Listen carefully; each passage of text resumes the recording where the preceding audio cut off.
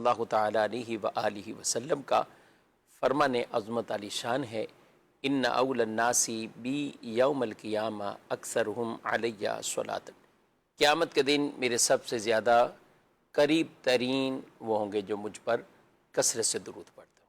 سبحان اللہ، وہ امتی جو حضور صلی اللہ علیہ وسلم پر کثرت سے درود پڑھتا ہوگا، آقا صلی اللہ علیہ وسلم کا اسے قیامت کے دن قرب نصیب ہوگا۔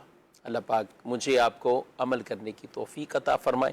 صلو علی الحبیب صلی اللہ تعالی علی محمد صلی اللہ علیہ وآلہ وسلم۔ ناظرین کرام، اس پروگرام میں آپ کے سوالات شامل کیے جاتے ہیں۔ نمبر آپ اسکرین پر ملاحظہ فرما رہے ہیں، اس نمبر پر اپنے سوالات بھیج سکتے ہیں، ایس ایم ایس بھی کر سکتے ہیں۔ ویڈیو کی صورت میں اگر کوئی سوالات بھیجنا چاہیں تو آپ ویڈیو بھی بھیج سکتے ہیں۔ ہماری کوشش ہوگی اسی پروگرام میں جو سوالات آپ کے موصول ہوں ان کے جوابات آپ تک پہنچائیں۔ آج کے ہمارے پروگرام میں ہمارے ساتھ شامل ہے مفتی محمد سعید رضا عطاری صاحب، ان کو بھی خوش آمدید کہتے ہیں۔ کیسے مزاج گرامی آپ کے؟ ماشاء اللہ۔ بڑھتے ہیں، ہمارے پاس کچھ ویڈیو سوالات ہیں تو ہم دیکھتے ہیں ہمارے ناظرین کیا پوچھنا چاہتے ہیں۔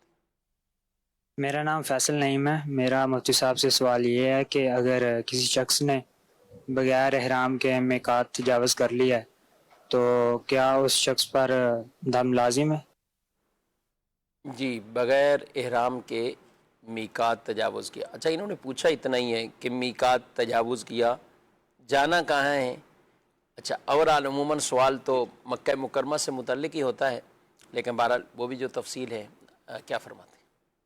بسم اللہ الرحمن الرحیم۔ دیکھیں، جو لوگ میقات سے باہر رہتے ہیں تو جیسے پاکستان، ہندوستان اور دیگر علاقوں سے، وہ اگر مکہ شریف جائیں گے، حرم جانے کا ان کا ارادہ ہے، تو ان کے لیے لازم ہے کہ وہ میقات سے احرام باندھیں۔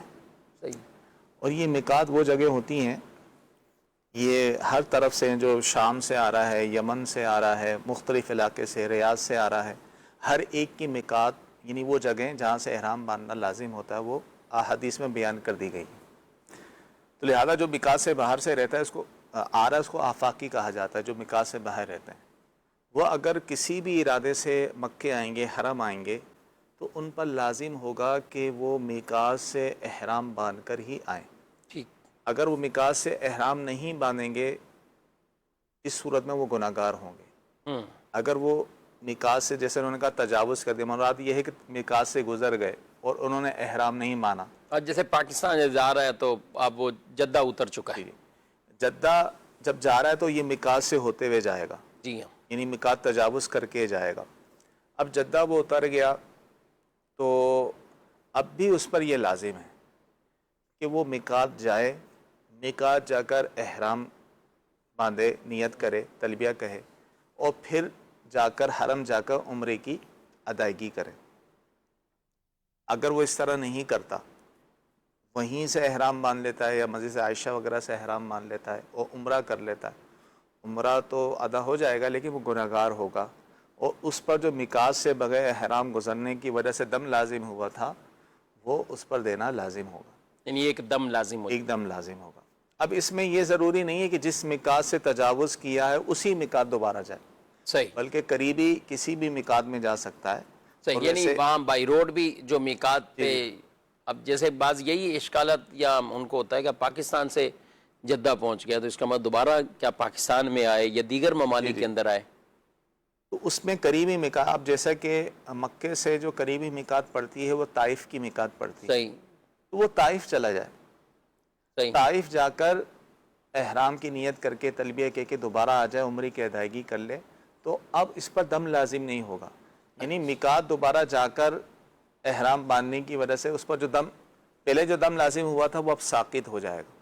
یعنی اگر ایسا شخص چاہتا ہے کہ اس پر دم ساقط ہو جائے اور وہ شرعی طریقے سے عمرے کی ادائیگی کر لے، تو اس سے پھر دوبارہ کسی قریبی میقات جا کر، ویسے لوگ سمجھتے ہیں میقات تو مسجد عائشہ بھی ہے، جی جی مسجد جیرانہ بھی ہے، وہاں چلا جائے، اصل میں وہ ان لوگوں کے لیے میقات ہے جو مکے کے اندر رہتے ہیں اور عمرے کی ادائیگی کرنا چاہتے ہیں، تو ان کو حرم سے باہر جانا پڑتا ہے، حدود حرم سے باہر جا کے احرام باندھنا پڑتا ہے، صحیح اور حدود حرم سے باہر جو سب سے قریبی جگہ مسجد عائشہ ہے، وہ ان لوگوں کے لیے لیکن جو باہر سے آ رہے ہیں یعنی خاص کر جو آفاقی ہیں جیسے پاکستان سے جا رہے ہیں تو انہیں میقات سے جو میقاتیں بیان کی گئی ہیں وہیں سے احرام باندھنا لازم ہوگا. تو لہذا اب ایسا شخص جو میقات سے تجاوز کر چکا اگر اس نے ابھی عمرے کی ادائیگی نہیں کی تو وہ دوبارہ جائے قریبی میقات جیسے طائف چلا جائے وہاں سے احرام باندھ کر آ جائے اور عمرہ ادا کر لے. اب اس پر دم ساقط ہو گیا. لیکن اگر اس نے ایسا نہیں کیا بلکہ وہیں سے ہی مسجد عائشہ وغیرہ سے احرام باندھ کے عمرہ کر لیا عمرہ تو ہو جائے گا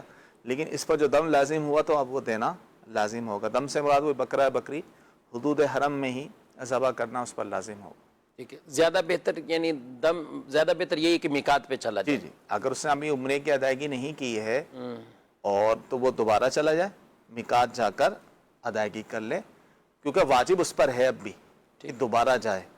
لہذا اب لازم ہوگا کہ وہ میقات جائے تو میقات جا کر احرام باندھ کے پھر عمرے کی ادائیگی کرے. صحیح. اور جدہ میں یہ شخص سیدھا ڈائریکٹ یہاں سے مدینہ شریف اگر جانے کا ارادہ رکھ رہا ہے یا ارادہ ہی یہی ہے اور گزر میقات سے رہا ہے تو ایسے افراد کے لیے کیا حکم ہوتا ہے؟ دیکھیں مطلقاً میقات سے گزرنے والے پہ احرام نہیں. صحیح. احرام صرف اس پر ہے جس کا ارادہ مکے میں حدود حرم میں آنے کا ہے. صحیح. چاہے وہ کسی بھی ارادے سے آتا ہو تجارت کے ارادے سے آتا ہو کوئی بھی غرض ہو مکہ حدود حرم میں آنے کا ارادہ ہے تو وہ اس پر لازم ہوگا کہ وہ میقات سے احرام باندھے. لیکن کوئی شخص جو ہے کسی اور مقام پہ جا رہا ہے جیسے کہ مدینہ شریف جا رہا ہے یا جدہ شریف جانے کی ہی نیت ہے تو اب اس پر جو ہے میقات سے احرام باندھنا لازم نہیں. وہ جدہ جا سکتا ہے بغیر احرام کے جبکہ اس کی حرم مکہ جانے کی نیت نہیں ہے جدہ جانے کی ہی نیت ہو. یا اسی طرح مدینہ شریف جانے کی نیت ہو براست جدہ شریف جانا چاہتا ہو تو وہ جدہ جو ہے بغیر احرام کے جا سکتا ہے. اب اس پر جو ہے مدینہ شریف جانے کے لیے یا حرم کے علاوہ کہیں اور جانے کے لیے احرام باندھنے کی حاجت نہیں ہے. احرام صرف اسی پر لازم ہوگا جس کا مکہ میں حرم میں آنے کی نیت ہے تو وہی میقات سے احرام باندھے گا. ٹھیک ہے. اچھا مکہ مکرمہ جو پہنچ جاتے ہیں تو ان میں سے وہ ہوتے ہیں کہ جو بعد طائف کے لیے زیارت کے لیے جاتے ہیں تو اب وہاں سے جب واپسی آئیں گے تب بھی ان کو احرام سے ہی آنا ہوگا کیا ہو؟ جی بالکل کیونکہ طائف میں طائف جو ہے میقات سے باہر ہے تو وہاں پر بھی میقات ایک پڑتی ہے اور اکثر زائرین جو ہیں اس میں لا علمی کی وجہ سے وہ صرف زیارت کر کے آ جاتے ہیں اور عمرے کی ادائیگی نہیں کرتے. دیکھیں اگر تو میقات کے اندر اندر آپ کسی بھی زیارت کے لیے جاتے ہیں جیسے جدہ شریف جا رہے ہیں یا آپ وہاں حدیبیہ جا رہے ہیں یا جیرانہ مسجد عائشہ بھی کچھ زیارت کے لیے جا رہے ہیں صرف دیکھنے کے لیے جا رہے ہیں تو پھر واپسی پر احرام کی حاجت نہیں ہوتی. یا کسی کے ساتھ بھی جا رہے ہو جیسے قافلہ ہے وہ گھر کے مرد بھی جا رہے ہیں یا ان میں سے لیڈیز بھی ہیں کچھ نے عمرہ نہیں کرنا لیکن جانا جیرانہ سب جا رہے ہیں تو جیرانہ چوک کے آ جائیں گے حدیبیہ کے مقام. تو اب یہ بھی اس فرد کو واپسی پر جیسے جیرانہ اور مسجد عائشہ کوئی گئے تو یہاں پہ کیا عمرہ کرنا ہوگا؟ اگر واپسی پر اس کا عمرے کا ارادہ نہیں ہے تو ویسے بھی جا سکتے ہیں. آ سکتے ہیں. یعنی ان میں اور میقات میں فرق ہے. جی میقات کے اندر اندر کہیں بھی آ جا سکتے ہیں. اگر عمرے کا ارادہ نہیں ہے تو بغیر احرام کے بھی آ جا سکتے ہیں. لیکن طائف چونکہ زیارت کی جو لوگ جاتے ہیں یہ میقات سے باہر ہے تو اب جو بھی شخص طائف گیا اور دوبارہ مکہ وہ آ رہا ہے تو اس پر لازم ہوگا وہ طائف کی میقات سے احرام باندھ کر ہی آئے. اگر وہ نہیں آیا احرام باندھ کر مکے آ گیا اب بھی یہی لازم ہے کہ دوبارہ جائے طائف کی میقات جا کر احرام کی نیت کرے اور پھر جو ہے دوبارہ آ کے عمرے کی ادائیگی کرے. تو جو بھی زائرین ماشاءاللہ اب تو سارا سال ہی جا رہے ہوتے ہیں عمرے کے لیے تو اس بات کا لحاظ رکھیں کہ جب بھی کیونکہ اب تقریباً ہر زائر کو طائف شریف کی زیارت کروائی جا رہی ہے تو طائف جب بھی جائیں گے تو یہ ذہن میں رکھیں کہ دوبارہ آپ چونکہ مکے آپ نے آنا ہے حرم میں آنا ہے تو لہذا آپ کو واپسی پر طائف کی میقات سے احرام باندھنا عمرے کا احرام باندھنا لازم ہوگا. ٹھیک ہے. کچھ ایس ایم ایس بھی ان کو بھی شامل کرتے ہیں اور پہلے ناظرین کی کچھ کالز ہیں وہ لیتے ہیں. مفتی صاحب سے میرا یہ سوال ہے کہ سود کسے کہتے ہیں؟ جی سود کسے کہتے ہیں؟ دیکھیں سود عمومی طور پہ اس زیادتی کو کہتے ہیں اس اضافے کو کہتے ہیں کہ جو بغیر عوض کے ہو. اب مثال کے طور پہ قرض کی مثال لے لیں. ہم نے کسی کو قرض دیا مثال کے طور پہ 5 لاکھ روپے قرض دیا اور واپسی میں یہ شرط رکھ دی کہ آپ نے جو ہے زیادہ دینے ہیں، 5,20,000 دینے ہیں، 5.5 لاکھ دینے ہیں، تو یہ جو زیادتی ہے بلا عوض ہے، تو یہ جو زیادتی ہوگی یہ سود ہوگی۔ سود کی اور بھی قسمیں ہیں، اسی طرح حدیث یعنی اس عقد میں مشروط بھی ہے زیادتی اضافہ؟ زیادتی مشروط ہے، یعنی قرض دیا اور دیتے وقت ہی کہہ دیا کہ واپسی میں زیادہ لوں گا، یا اس کے بارے میں پتہ ہے کہ واپسی زیادہ دیتا ہے یہ انڈرسٹوڈ ہے؟ انڈرسٹوڈ ہے، تو اس صورت میں جو زیادتی ہوگی یہ سود ہوگی۔ بعض لوگ یہ سمجھتے ہیں کہ صرف سود اسی کو کہتے ہیں کہ پیسے کے اوپر پیسہ، حالانکہ سود کی بہت قسمیں ہیں۔ سود یعنی قرض کی وجہ سے اگر کوئی بھی منفعت ہوگی، کوئی بھی فائدہ حاصل ہوگا، وہ سود ہوگا۔ کلو قرض جرا منفع فہو ربا او کما قال، حدیث میں آیا کہ ہر وہ قرض جس سے نفع حاصل ہو، جو نفع کو کھینچے، وہ سود ہے۔ اب مثال کے طور پہ کسی کو قرض دیا، ٹھیک ہے، اور اس نے جو ہے اپنی زمین اس کو دے دی، ٹھیک ہے، یا تم میری زمین استعمال کرو، جب میں تمہارا قرض واپسی کروں گا تو میری زمین واپسی کر دینا۔ تو وہ کیا کرتا ہے؟ مکان دے دیا، کوئی بھی مکان دے دیا، وہ کیا کرتا ہے؟ یا تو خود رہتا ہے یا اس کو کرائے پہ دے دیتا ہے جس نے قرض دیا ہوتا ہے، اور اس سے نفع حاصل کرتا رہتا ہے، کرایہ وصول کرتا رہتا ہے، اور جب وہ اس کا قرض واپسی ملتا ہے تو اس کو زمین یا مکان واپسی کر دیتا ہے۔ یہ بھی سود ہے، یہ بھی ناجائز ہے کہ یہ بھی قرض کی وجہ سے جو ہے یہ نفع حاصل ہو رہا ہے، تو قرض کی وجہ سے جو بھی نفع یا فائدہ حاصل ہو وہ سود ہوتا ہے۔ ٹھیک ہے، اور اس کی اور بھی ڈیٹیل تفصیلات، یعنی یہ تو ایک مثال دی ہے، اشیاء کے اعتبار سے بھی جو سود، ہم جنس اور ایسی چیزیں جن کا آپس میں تبادلہ ہو رہا ہو تو اس میں بھی ربا کی صورتیں سود کی وہ پائی جاتی ہیں، جیسے کہ سونے کے بدلے سونا ہوا، چاندی کے بدلے چاندی ہوئی، اس طرح۔ تو اس حوالے سے جو خاص صورت اگر آپ کوئی پوچھنا چاہتے ہیں کہ یہ ہم کرتے ہیں، اس میں کیا سود کا معاملہ ہے یا نہیں ہے، تو پھر اس صورت کو ہی سامنے رکھ کر اس کا جواب دیا جا سکتا ہے۔ دارالتحریر سنت کا نمبر بھی اپنے پاس رکھ سکتے ہیں، اور ڈائریکٹ آپ فون کر کے، فون سروس جو دارالتحریر سنت کی طرف سے الحمدللہ، جس میں علماء کرام، مفتیان کرام روزانہ صبح 10 بجے سے لے کر 4 بجے تک یہ باقاعدہ اس پر جوابات دیے جاتے ہیں، تو یہ نمبر اپنے پاس رکھیے اور اس پر آپ رابطہ کر سکتے ہیں۔ مزید سوال؟ صاحب آپ سے میرا سوال یہ ہے کہ عورت اور مرد کا نماز پڑھنے کا طریقہ ایک جیسا ہے کیا؟ مزید؟ میرا سوال یہ ہے کہ قصر نماز میں سنتوں کا کیا حکم ہے؟ قصر نماز میں سنتوں کا، ٹھیک ہے، عورت اور مرد کی نماز کا طریقہ اور قصر نماز میں سنتیں۔ جی مزید؟ مفتی صاحب کی بارگاہ میں عرض یہ ہے کہ صدقے کا شرعی حکم کیا ہے؟ صدقے کا شرعی حکم، صدقے کی تھوڑی سی اس طرح کی سوالات تو ان کو تھوڑا سا وضاحت سے بھی بیان کر دیا کریں، خاص کوئی صورت آپ پوچھنا چاہیں۔ ایک تو ایک نارمل ہوتا ہے صدقے کے حوالے سے، تو انشاءاللہ کچھ جوابات اس پہ عرض کرتے ہیں۔ قصر نماز جب پڑھی جاتی ہے مسافر، تو اس میں سنتیں وغیرہ؟ جو قصر نماز ہوتی ہے، جو مسافت سفر یعنی شرعی مسافر جو ہوتے ہیں، انہیں صرف فرض نمازوں میں، وہ بھی جو 4 رکعت فرض ہوتے ہیں، ظہر، عصر اور عشاء کے جو 4 فرض ہیں، صرف ان پر قصر کرنا واجب ہوتا ہے، یعنی ان کو 2 کر کے پڑھنی ہوتی ہیں۔ باقی نماز پوری ہے، جو بھی سنتیں ہیں، نوافل ہیں، وہ پورے ہیں، اس میں قصر نہیں ہے۔ اس میں قصر نہیں ہے۔ صدقے کا شرعی حکم، دیکھیں ایک تو نارمل صدقہ، کیا انہوں نے؟ عمومی طور پہ صدقہ جو ہے نا، اس کو ہم اس کی 2 قسمیں کر لیتے ہیں۔ ایک تو صدقہ وہ ہوتا ہے جس کو ادا کرنا واجب ہوتا ہے، جیسے کہ زکوٰۃ، فطرہ، یہ صدقہ واجبہ میں آتا ہے۔ اسی طرح کوئی شرعی منت مانی تھی، صدقہ کرنے کی منت مانی تھی، اس کی ادائیگی کرنا لازم ہو جاتا ہے۔ اسی طرح جو ہے صدقہ واجبہ کی صورت ہے۔ عام طور پہ جو ہم صدقہ نکالتے ہیں اپنی روٹین میں، اپنے جان و مال کا صدقہ نکالتے ہیں، کوئی بیمار ہو گیا ویسی صدقہ نکال لیں، تو یہ صدقہ نافلہ کہلاتا ہے۔ صدقہ واجبہ کی تو ادائیگی کا ایک طریقہ کار ہے کہ مستحق زکوٰۃ کو ہی، جو زکوٰۃ کا مستحق ہے ہم نے اسی کو ہی دینا ہے۔ لیکن جو صدقہ نافلہ ہے یہ ہم کہیں بھی دے سکتے ہیں، یعنی مسجد، مدرسہ، ان کی تعمیرات کے لیے بھی دے سکتے ہیں، اسی طرح کسی ضرورت مند کو بھی دے سکتے ہیں، اپنے گھر والوں کو بھی دے سکتے ہیں، گھر میں اگر کوئی ہیں ضرورت مند تو انہیں بھی صدقہ کر سکتے ہیں۔ تو صدقہ نافلہ جو ہے یہ سب کو کیا جا سکتا ہے، سادات کو بھی صدقہ نافلہ دیا جا سکتا ہے، لیکن جو صدقہ واجبہ ہے وہ سادات کرام جو ہیں، جو بنو ہاشم سے ان کا تعلق ہے، انہیں نہیں دے سکتے۔ باقی خاص اگر اس صدقے کے حوالے سے کچھ پوچھنا چاہتے ہیں تو اپنے سوال کی وضاحت کریں تو انشاءاللہ اس کا جواب دے دیا جائے۔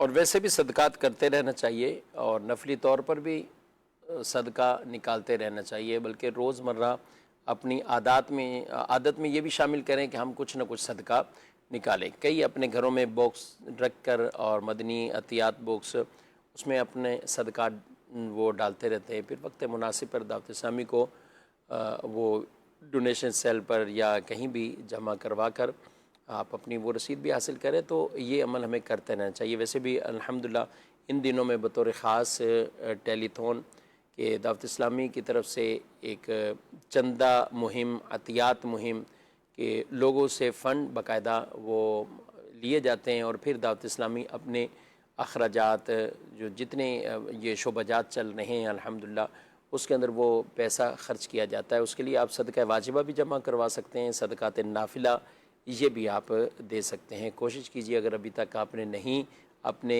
یونٹس وغیرہ جمع کروائے تو اس سلسلے میں بھی آپ یہ اکاؤنٹس نمبر دیکھ رہے ہیں، مختلف اکاؤنٹ چل رہے ہیں، تو ان پر آپ اپنے صدقات واجبہ ہوں یا نافلہ ہوں وہ تفصیل کے ساتھ آپ یہاں پر اپنے یونٹ جمع کروا سکتے ہیں۔ ایک یونٹ 10,000 روپے ہے، تو انشاءاللہ اس کا بھی آپ کو فائدہ حاصل ہوگا۔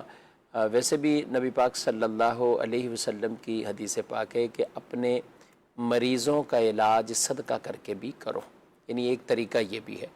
جہاں ہم لاکھوں لاکھ روپے، بعض اوقات ہزاروں روپے وہ مرض کے علاج، ادویات اور اسی طرح لیب کے دیگر اخراجات میں ہم دیتے ہیں، تو نبی پاک علیہ السلام کی اس حدیث پر عمل کرتے ہوئے ہمیں کچھ نہ کچھ صدقہ بھی ضرور کرنا چاہیے، تاکہ جہاں ادویات کے لیے اتنے پیسے خرچ ہوئے تو اللہ کی راہ میں بھی خرچ کریں، یعنی ممکن ہے اس کی برکت سے اسی دوائی میں ہی شفا مل جائے، ورنہ بعض اوقات کئی طرح کے ایسے کہ اخراجات ہونے کے بعد پھر مزید اور ہم کرتے ہی ہیں، اور یہ اس میں کوئی کسی کو دلائل کے سے سمجھانے کی ضرورت نہیں ہے، سب کو پتہ ہے کہ ہم علاج کر رہے ہوتے ہیں، خرچے بھی کر رہے ہوتے ہیں، تو ہمیں مریضوں کا علاج صدقہ کر کے بھی کرنا چاہیے۔ اس حدیث پاک پہ وہ عمل کریں گے تو انشاءاللہ اس کی برکتیں نصیب ہوں گی۔ کچھ SMS ہیں، یہ سوال ہے کہ تلاوت کے دوران کسی کو سلام کا جواب، چینک کا جواب، اس طرح کی جو چیزیں درپیش ہوتی تو کیا ہونا چاہیے؟ دیکھیں، اول تو یہ ہے کہ جو شخص تلاوت کر رہا ہو، ذکر و اذکار کر رہا ہو، اس کو سلام کرنا یہ منع ہے۔ تلاوت کرنے والے کو سلام نہ کیا جائے، اور جو تلاوت کر رہا ہے تو وہ اس پر جو ہے سلام کا جواب دینا واجب بھی نہیں ہے۔ لہذا اسی طرح لوگ مسجدوں میں آتے ہیں اور لوگ انتظار کر رہے ہوتے ہیں، نماز کے انتظار میں بیٹھے ہوتے ہیں، تو زور سے آ کے سلام کر رہے ہوتے ہیں، تو یہ بھی نہ کیا جائے۔ لوگ ذکر و اذکار میں ہیں یا نماز کے انتظار میں ہیں تو یہ بھی عبادت میں مصروف ہیں، تو جو بھی عبادت میں مصروف ہو، تلاوت قرآن پاک میں مصروف ہو، تو اسے سلام کرنا یہ منع ہے۔ ٹھیک ہے۔ اچھا، ایک سوال ہمارا آن ایئر ہوا تھا، عورت اور مرد کی نماز میں فرق، جی اس حوالے سے کیا کہتے ہیں؟ دیکھیں، باقاعدہ فرق موجود ہے اور احادیث سے ثابت ہے۔ دارالفتاء اہل سنت کا اس پر تفصیلی فتویٰ بھی موجود ہے، احادیث سے ثابت کیا گیا ہے۔ نماز میں فرق ہے باقاعدہ، کیونکہ عورت کو جو حکم ہے، کیونکہ پردے کا حکم دیا گیا ہے، نماز میں بھی ایسی ہیت اختیار کرنے کا حکم ہے جس میں پردہ زیادہ ہے۔ جیسے کہا گیا کہ سمٹ کر جو ہے وہ سجدہ کرے گی، مردوں کی طرح پھیلا کر، ہاتھ پھیلا کر یا اس طرح نہیں کرے گی، رکوع بھی اس طرح زیادہ نہیں جھکے گی، اتنا جھکے بس ہاتھ گھٹنوں تک پہنچے، جس طرح مرد رکوع کرتے ہیں اس طرح نہیں کرے گی۔ یہ کیونکہ ہر لحاظ میں، ہر اعتبار سے شریعت مطہرہ نے عورت کو پردے کا حکم دیا ہے، تو نماز میں بھی باقاعدہ وہ ہیت اختیار کرنی چاہیے عورتوں کو جس میں پردہ زیادہ ہے۔ تو لہذا عورتیں جس طرح سمٹ کا سجدہ کرتی ہیں وہ اسی طرح کر دیں، مردوں کی طرح نہیں کریں گی، اور مردوں عورتوں کی نماز میں یہی واضح ایک فرق ہے۔ ٹھیک۔ ایک تشہد سے پہلے بسم اللہ شریف پڑھ لی تو کیا حکم ہے اس کا؟ دیکھیں، بسم اللہ الرحمن الرحیم یہ بھی قرآن پاک کی آیت کا جز ہے، تو لہذا قرآن کی جو بھی تلاوت ہے، کوئی بھی آیت ہے، یہ نماز کے اندر آپ صرف حالت قیام میں یعنی کھڑے میں ہیں تو جبھی آپ تلاوت کر سکتے ہیں. حالت قیام کے علاوہ کسی بھی رکن میں آپ ہیں، رکوع میں ہیں، سجدے میں ہیں، یا آپ التحیات میں قعدے میں بیٹھے ہیں تو اس میں نہیں کر سکتے. اب بھولے سے التحیات سے پہلے اگر کسی نے بھولے سے جو ہے بسم اللہ الرحمن الرحیم پڑھ لیا تو اس صورت میں اس پر جو ہے سجدہ سہو لازم ہوگا، اور سجدہ سہو کرنے کے بعد اس کی نماز یعنی سجدہ سہو اس نے کر لیا تو نماز اس کی ہو جائے گی. جی مزید سوال. میرا علامہ صاحب سے سوال ہے کہ اگر بندہ عمرے کی نیت کر کے وہ جہاز میں بیٹھ جاتا ہے تو وہ احرام نہیں باندھتا، اور جو پاکستان سے جب ہم جاتے ہیں مکہ المکرمہ کی طرف اور میقات جو ہے وہ گزر جاتا ہے جہاز میں، تو پھر وہ کیا کرے، دم دے یا پھر وہ اپنا جو آپ بتا رہے ہیں کہ وہ میقات میں جا کے احرام باندھے، اس کا عمرہ قبول ہو جائے گا؟ مہربانی کر کے رہنمائی فرما. جی شاید جس وقت ہم گفتگو کر رہے تھے تو آپ نے سوال اسی وقت بھیجا ہے. کافی ہم نے ڈیٹیل تفصیل اس کی جواب وہ عرض کر دیا ہے، اور خلاصہ چلیں تھوڑا سا سوال چلا ہے تو انہوں نے مختصر سا. تھوڑا سوال میں کنفیوژن بھی ہے، ساتھ یہ بھی کہہ رہے ہیں کہ عمرے کی نیت کر لی اور جہاز میں بیٹھ گیا. ان احرام نہیں ہے یا احرام؟ اصل تو جیسے کہ نیت کے ساتھ ساتھ تلبیہ بھی کہنا ہوتا ہے، پورا ایک جو طریقہ کار ہے. تو سوال سے یہ سمجھ میں آ رہی ہے، پوچھنا یہ چاہ رہے ہیں کہ باقاعدہ اس نے احرام کی نیت نہیں کی، تلبیہ نہیں پڑھا، وہ جہاز میں بیٹھ گیا اور وہ جدہ پہنچ گیا یا مکہ پہنچ گیا، تو اس صورت میں اب بھی اس پر یہ لازم ہے کہ دوبارہ میقات جائے. اگر اس نے ابھی تک عمرے کی ادائیگی نہیں کی تو میقات جا کر یعنی طائف چلا جائے، وہاں جا کر احرام کی نیت کر کے دوبارہ جو ہے آ کر عمرے کی ادائیگی کرے. تو اس صورت میں جو اس پر دم لازم ہوا تھا وہ ساقط ہو جائے گا. اگر وہ ایسا نہیں کرتا، وہاں پہنچ کر ہی احرام کی نیت کر کے جو ہے وہ عمرے کی ادائیگی کر لیتا ہے تو عمرہ تو ہو جائے گا لیکن گناہگار بھی ہوگا، اس پر دم بھی لازم ہوگا. ٹھیک. مزید مفتی صاحب کی بارگاہ میں سوال عرض ہے کہ جب بیوی فوت ہو جائے تو اس کے جو پہننے والے کپڑے ہیں تو کیا ہم آپس میں مشورہ کر کے سسرال والوں کے ساتھ کسی غریب کو دے سکتے ہیں یا رشتہ داروں میں تقسیم کر سکتے ہیں؟ جی دیکھیں، عورت اگر انتقال کر جائے تو اس کی ملکیت میں جو بھی چیزیں تھیں وہ ترکہ کہلاتا ہے. یعنی جو مرحوم جو کچھ چھوڑ کے جاتا ہے، منقولہ غیر منقولہ اشیاء، یہ ترکہ کہلاتا ہے اور یہ ورثہ میں تقسیم ہوتا ہے. ہر چیز ورثہ میں تقسیم ہوتی ہے. اب انہوں نے کپڑے کا سوال کیا تو اب یہ دیکھا جائے گا کہ ان کے ورثہ میں کون کون شامل ہیں، صحیح، اور سب کے سب بالغ بھی ہیں یا نہیں. اب مثال کے طور اولاد ہے خاتون کی، تو اگر اولاد میں کوئی نابالغ ہے تو اس میں اس کے مسائل الگ ہیں. صحیح. اگر تو تمام ورثہ بالغ ہے، مثال کو اولاد بھی بالغ ہے، والدین بھی حیات ہیں، ان یا سے اولاد ہے ہی نہیں، یا اولاد یہ ہے بھی نہیں، کیفیت تو والدین موجود ہیں، والدین نہیں ہیں تو بہن بھائی وارث بنتے ہیں اولاد نہ ہونے کی صورت میں. تو جو بھی بالغ ورثہ ہیں، عاقل بالغ ورثہ ہیں، اگر ان کی اجازت ہے اور ان کی اجازت سے اگر ان کے مرحومہ کے کپڑے کسی غریب کو یا اسی طرح کہیں صدقہ وغیرہ کر دیتے ہیں تو یہ شرعی طور پہ جائز ہے. لیکن اگر اولاد ہے اور ان میں سے کوئی نابالغ ہے تو پھر اس کا طریقہ کار یہ ہوگا کہ اس کی باقاعدہ طور پہ والد کو یہ اختیار ہوگا کہ اس کی قیمت لگا لے، قیمت لگا کے گویا کہ اس نے خرید لی، ٹھیک ہے، اس کی جو بھی موجودہ قیمت بنتی ہے، تو اس بچے یا بچی جو نابالغ ہے اس کے حصے کی جو قیمت ہے وہ اپنے پاس محفوظ رکھے، وہ نہیں پری بعد میں خرچ کرے. بقیہ جو ہے وہ خرید کر اس کپڑے کو جو ہے بعد میں دیگر ورثہ کی اجازت سے جو ہے وہ تقسیم کر سکتا ہے، یعنی کسی غریب کو صدقہ دے سکتا ہے. تو اس چیز کا لحاظ رکھنا ضروری ہے. عمومی طور پہ لوگ کیا کرتے ہیں کہ جائیداد تو سب سمجھتے ہیں، یار مکان ہے، پلاٹ ہے، زمین ہے، اس پہ جائیداد ہوگی، کیش رقم، نقد رقم ہے، زیورات ہے، اس پہ جائیداد تقسیم ہوگی. لیکن یہ جو کپڑے ہوتے ہیں عمومی طور پہ یا استعمال کی چیزیں ہوتی ہیں، یہ اسی طرح بغیر اجازت کے ہی دے رہے ہوتے ہیں، اس کو دے دیا، اس کو دے دیا. تو اس میں ورثہ کی اجازت، ہر چیز میں ورثہ کی اجازت ضروری ہے. اگر تمام عاقل بالغ ورثہ اجازت دیتے ہیں پھر ٹھیک ہے، آپ جس کو چاہو دے دو، کسی ایک کو وکیل بنا دیتے ہیں تو پھر یہ کر سکتے ہیں. ٹھیک ہے. اچھا، اس میں بعض اوقات خود ہی ورثہ بھی اشیاء باہمی رضامندی سے لے رہے ہوتے ہیں. کسی نے فریج لے لیا تو کوئی فرنیچر لے رہا ہے، اور کسی کو نئے کپڑے لے رہی ہیں، برتن دے دیے، کسی کو بستر دے دیے، اگر اس طرح کی کیفیات ہوتی ہیں تو نابالغ کوئی نہیں ہے تو رضامندی سے ایسا ہو سکتا ہے۔ دیکھیں شریعت نے ایک صورت مصالحت کی رکھی ہے، یعنی صلح، آپس میں اگر صلح ہو جاتی ہے اور کسی کے پاس کچھ کمی زیادتی کے ساتھ سب کو پہنچ جاتا ہے، وہ سب اس پر راضی بھی ہیں اور اشیاء کو اس طرح باہمی طور پہ تقسیم کر لیتے ہیں تو شرعی طور پہ جائز ہے، لیکن دیا سب کو جائے۔ الگ بات ہے کوئی ایک چیز لے گا، کوئی دوسری چیز لے گا، لے سب رہے ہیں باہمی رضامندی سے، کمی زیادتی تو اس میں لا محالہ ہو جاتی ہے، تو اس میں بھی اگر سب راضی ہیں تو اس میں کوئی حرج نہیں۔ اچھا، فیملی میں جہاں کوئی رہائش پذیر ہوتے ہیں اور کچھ بھائی باہر رہ رہے ہوتے ہیں، ان کو پھر جو حاضر موقع چیزیں ہیں وہ نہ ملتی ہیں، نہ دی جاتی ہیں، نہ وہ شرم کے مارے اس کے بارے میں پوچھتے ہیں، تو اب جس کا انتقال ہوا اس کی ملکیت میں فرنیچر ہے، یہ ساری چیزیں، اور بقیہ یوں ہی رہ رہے ہوتے ہیں، تو ایسے موقع پہ ان کو اجازت لینی چاہیے۔ بالکل، اگرچہ وہ نہیں پوچھتے، ان پر پوچھنا لازم ہے جو استعمال کر رہے ہیں، جو تصرف کر رہے ہیں جی جی، دیگر ورثاء، ان پر لازم ہے ان کو فون کر کے کانٹیکٹ کر کے ان سے ظاہر اجازت لے لیں۔ تو نہیں، سب پتہ ہے، سب پتہ ہے، ان کو بتا بھی نہیں۔ بعضوں کا ایسا ہوتا ہے کہ کچھ چیزیں مخفی ہوتی ہیں، جسے بیٹی کو پتہ ہوتا ہے، والدہ کے یہ زیورات رکھائے ہوتے ہیں یا کچھ چیزیں، تو وہ سب ورثاء کے سامنے ظاہر کر دیں کہ بھئی یہ چیزیں تھیں، یہ معاملات تھے، یہ والدہ کی ہیں یا والد صاحب مرحوم کی ہیں، تمام ورثاء کے سامنے رکھ دیں۔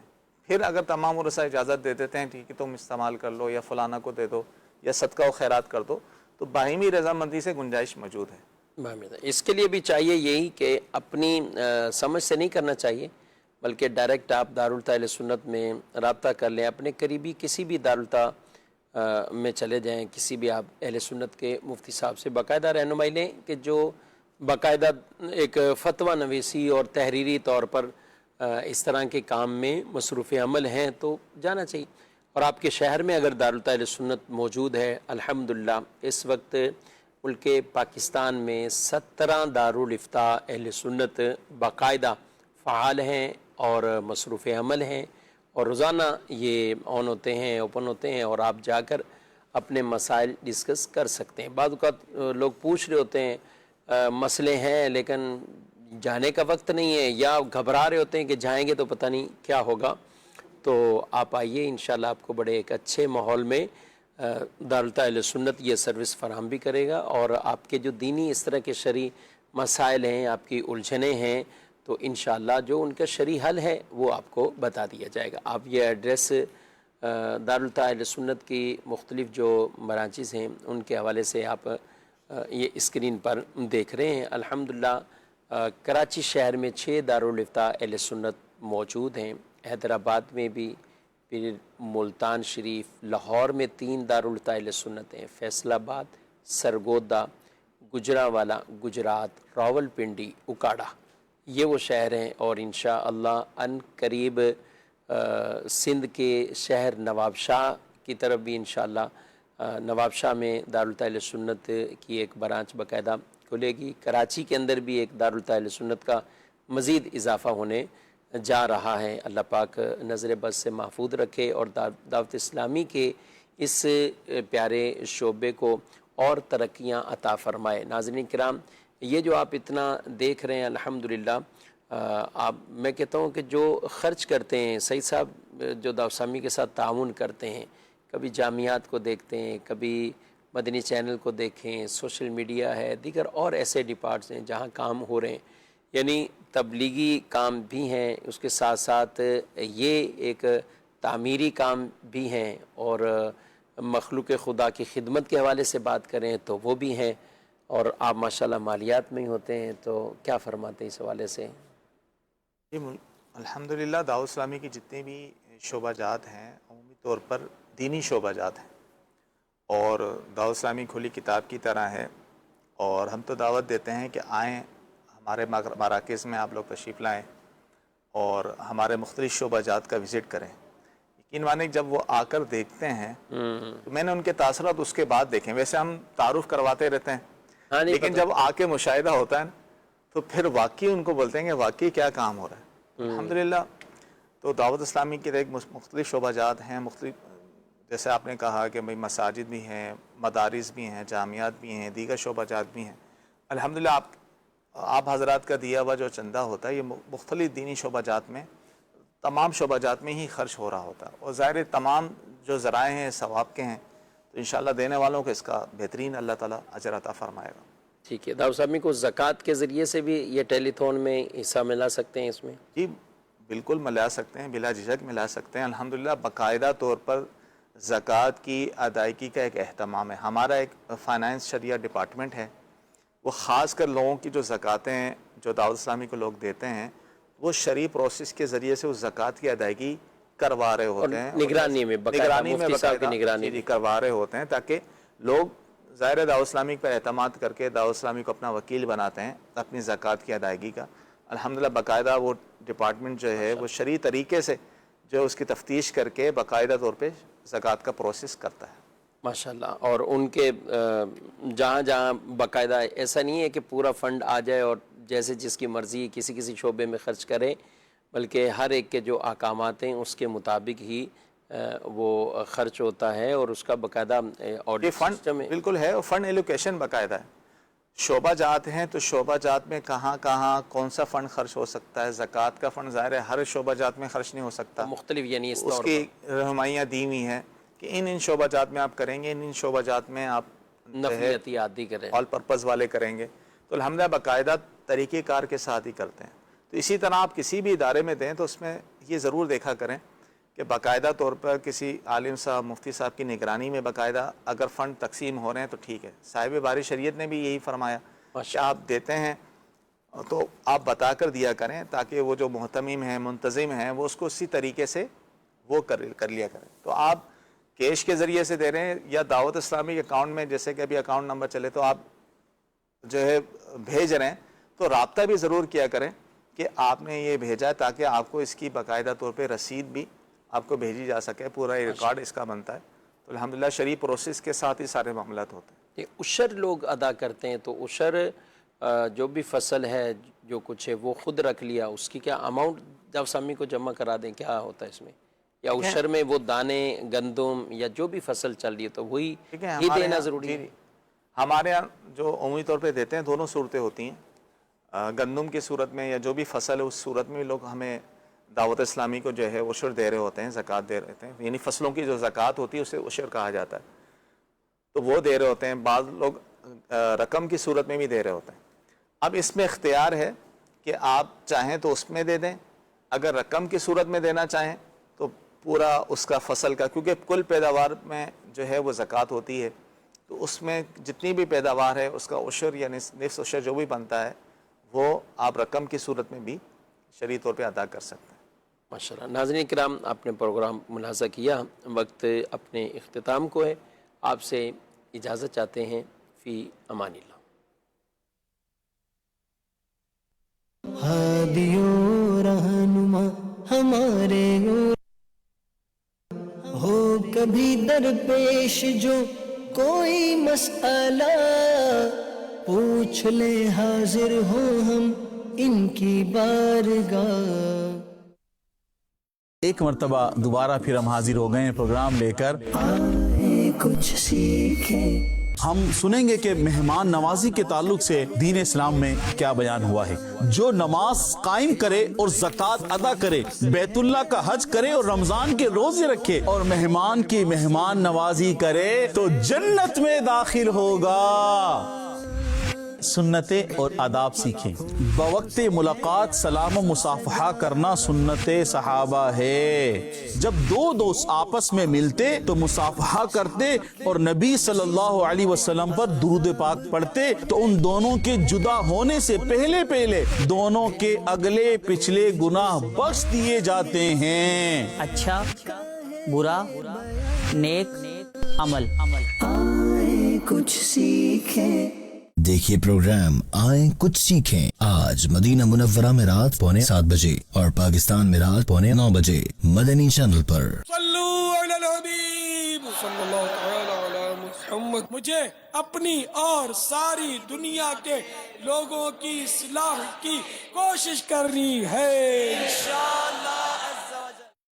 آ گیا ہے پھر سے ذہن پہنی آزمائش ناظری، یاد میں ہم کو مدینے کی رلانے کے لیے آ گیا، پھر ذہنی آزمائش آ گیا۔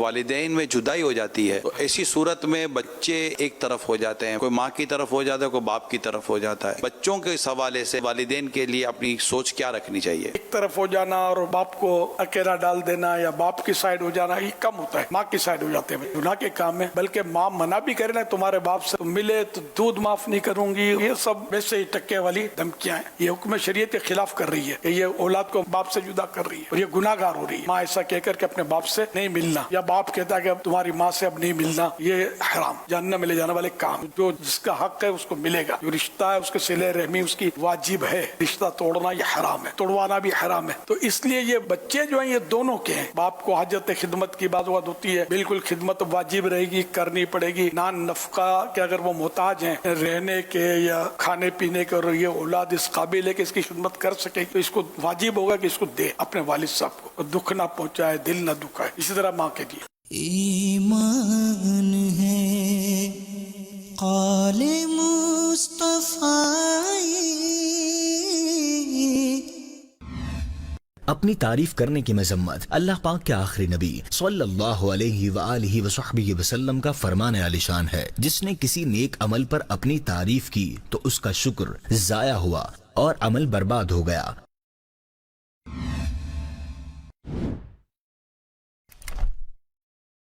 عطا کر دے تو صحت یا خدا ہم پر کرم فرما۔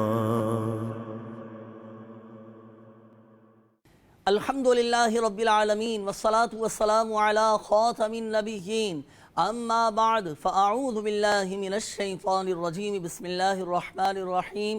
الصلاة والسلام علیک یا رسول اللہ وعلا آلک و اصحابک یا حبیب اللہ۔ الصلاة والسلام علیک یا نبی اللہ وعلا آلک و اصحابک یا نور اللہ۔ مدنی چینل کے ناظرین، الحمدللہ عز و جل اللہ پاک کی رحمت سے، اللہ پاک کے فضل سے، اسی کی دی ہوئی توفیق اور اسی کی عطا سے ایک بار پھر پروگرام روحانی علاج لیے حاضر ہیں۔ آپ کو بھی مرحبا کہتے ہیں۔ اول تاخیر ہمارے ساتھ اس پروگرام میں شامل رہنا ہے۔ انشاءاللہ الکریم اللہ پاک کی رحمت سے بہت ساری معلومات حاصل ہوں گی اور معلومات میں اضافہ ہوگا۔ مدنی چینل کے ناظرین، آج ہمارے اس پروگرام کا موضوع ہے درود پاک سے روحانی علاج۔ اور ہم سب جانتے ہیں کہ درود پاک یہ پیارے آقا صلی اللہ علیہ وآلہ وسلم سے محبت کا اظہار ہے۔ جس طرح جسمانی بیماریاں دواؤں سے ٹھیک ہوتی ہیں، ویسے ہی روحانی امراض جیسے ڈر، خوف، بے چینی، گھبراہٹ، حسد، وسوسے، برے خیالات، دل کی سختی، یہ سب الحمدللہ عز و جل درود پاک سے دور ہو سکتے ہیں۔ اور درود پاک نبی پاک صلی اللہ علیہ وآلہ وسلم کے ساتھ ایک روحانی تعلق مضبوط کرتا ہے، دل کی گھبراہٹ کو دور کرتا ہے، بے سکونی کو سکون میں بدل دیتا ہے، دل کی بے چینی کو دور کر دیتا ہے، پریشانیوں کے بادل چھٹا دیتا ہے، گناہوں کے اندھیروں کو یہ روشنی میں بدل دیتا ہے الحمدللہ عز و جل۔ تو آج کے اس پروگرام میں ناظرین ہم اسی بات پر غور کریں گے کہ کس طرح ہم اپنی زندگی کی بیماریوں کو اور دل کی بے چینیوں کا علاج درود پاک کی روشنی سے کر سکتے ہیں۔ آئیے